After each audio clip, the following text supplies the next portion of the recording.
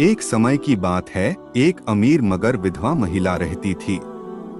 उसके पास दो नौकरानियां थीं जो उसके घर के सारे काम किया करती थीं। लेकिन ये दोनों नौकरानियां बहुत ही आलसी, सुस्त और कामचोर थीं। उन्हें घर के काम करने से बेहद नफरत थी, खासकर सुबह जल्दी उठना तो उन्हें बिल्कुल पसंद नहीं था।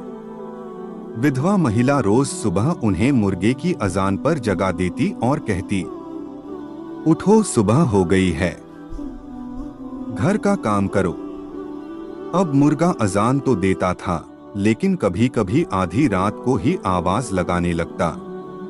ये बात दोनों नौकरानियों को बहुत खलती थी। एक दिन तंग आकर उन्होंने सोच लिया कि इस मुर्गे को ही मार देते हैं, न रहेगा मुर्गा, न बजेगी अजान और हम चैन की नींद सो सकेंगी। एक दिन जब मालकिन घर पर नहीं थी, तो दोनों ने मिलकर मुर्गे को पकड़कर मार डाला और उसे आंगन के पीछे जमीन में दबा दिया।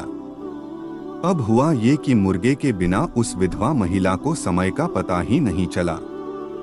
वह और ज्यादा परेशान रहने लगी और अंधेरे में ही अंदाजे से नौकरानियों को जगा देती।